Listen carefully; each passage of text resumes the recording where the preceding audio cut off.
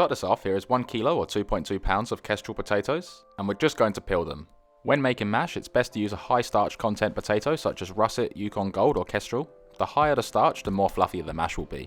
With the peels, I'd usually say save them for a stock, but with potato peel, it will cause a stock to become cloudy. So we're just going to chuck these into a compost bin. Slice the potatoes in half, then in half again, and slice them into even sized pieces. Making sure that they're all the same size will allow them to cook evenly. Once the potatoes are sliced, place them into a large pot and fill the pot with cold water 1 inch above the potatoes. And also using cold water will help them to cook evenly. Place the pot onto your stovetop over a high heat. Season with 1.5 teaspoons of sea salt flakes and cook the potatoes for 25 minutes or until you can pierce them with a knife without resistance. After 25 minutes and the potatoes are cooked through, remove them from the heat, pour them through a colander being careful of the steam and allow them to drain for 1 minute. Place the same pot back onto your stovetop and add in the cooked potatoes. Place it onto a medium heat and mix the potatoes around for 1.5 minutes. This will remove any excess water which will turn our mash into a watery mess. Also, don't worry about breaking the potatoes up, it's all going to be mashed. Once the potatoes are dry, remove the pot from the heat. Add in 4 tablespoons or 56 grams of softened unsalted butter, 1/3 of a cup or 80 milliliters of warmed whole milk, 2 free-range egg yolks, and this will give the potatoes a really nice gloss and help them become golden when baking, and roughly 4 tablespoons or 30 grams of freshly grated Parmigiano cheese. Then using a masher, mix and mash all of the ingredients together until it's fully mixed and smooth.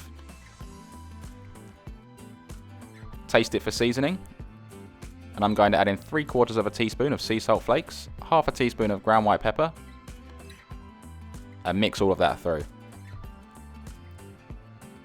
Then this part's optional. To make an extremely smooth and fluffy mash, add the already mashed potatoes in batches into a sieve over a large bowl, and using a spatula, push the mash through the sieve to remove any possible lumps.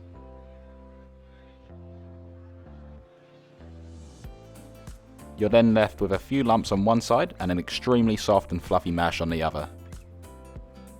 Whichever way you choose to do the mash, once it's done, just pop it aside. With 1 carrot, we're just going to peel it and save the scraps for a stock. With 1 brown onion, remove the end opposite the root. Carefully make a small slice in the side of the onion. Remove the skin, leaving the root intact. And save the scraps for a stock. Then on the largest side of a grater, grate the carrot.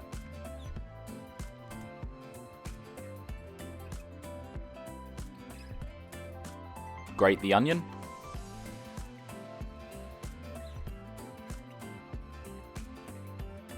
And then you guessed it, you can save the scraps for a stock. And then to finish this off, just grate 3 cloves of garlic and make sure to be careful of your fingers. Tip the veg out of the grater and make sure to remove anything that may be stuck on both the inside and the outside. Put the grated veg into a bowl and set it aside. Roughly chop 3 sprigs of thyme.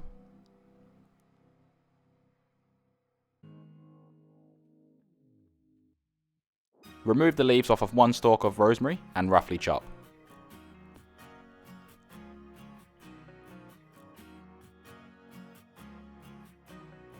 Mix them together and just place them aside. Preheat your oven to 180 degrees Celsius or 350 degrees Fahrenheit. Place a large pot onto your stovetop over a high heat and allow it to get really hot. Once hot, add in 2 tablespoons of olive oil and just give it a swirl. Add in 1 kilo or 2.2 pounds of lamb mince, and this is the difference between shepherd's pie and cottage pie. Shepherd's pie is made with lamb and cottage pie is made with beef. Break up the mince to make sure there's no large chunks, and then fry this off for 5 minutes, stirring frequently to get this nice and brown. During this time, the mince will release quite a bit of fat, but cooking it over a high heat will remove most of this. Add in 1 teaspoon of sea salt flakes, 1 teaspoon of cracked black pepper, and mix that all in and continue to cook for a total of 5 minutes. After 5 minutes and a lot of that fat has evaporated, add in the grated carrots, onion and garlic, the thyme and the rosemary, 2 tablespoons or 50 grams of tomato paste,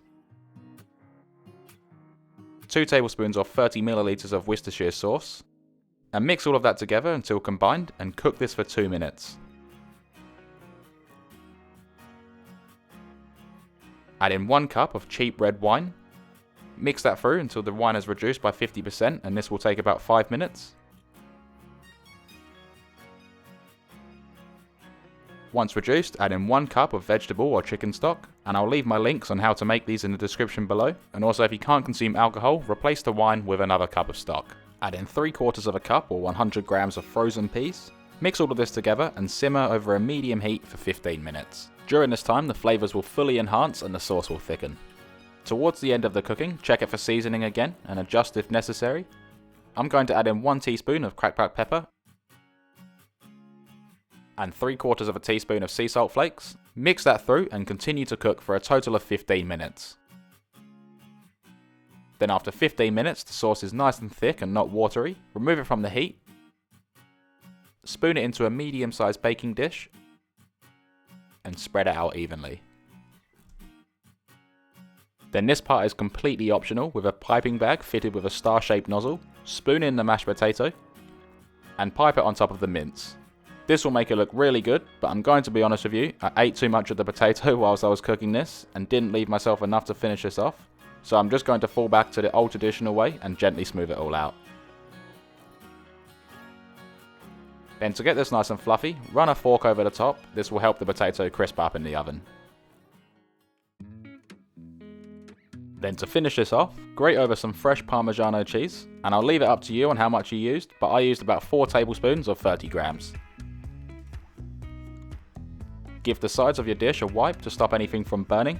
Place it onto an oven tray, and this will catch anything that may spill from the dish, and bake this in the oven for 20 to 25 minutes or until golden brown. After 25 minutes and this is looking really good and golden brown, then using a turner spatula, carefully remove however many portions you are going to serve, and place it onto a plate. Now let's give this a try.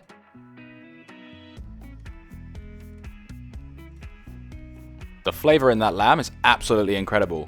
It's rich, full of flavour and just the right consistency. And the potato is soft and fluffy and has a really great crunch on top. This recipe here makes 8 good sized portions or 6 really big portions, and it can be kept in the fridge for 4 days or frozen down for 5 months. This shepherd's pie is perfect alongside a fresh salad and creates a great wholesome meal. If you enjoyed this video, be sure to leave a like and consider subscribing to see more great recipes. Thanks for watching, stay safe and enjoy.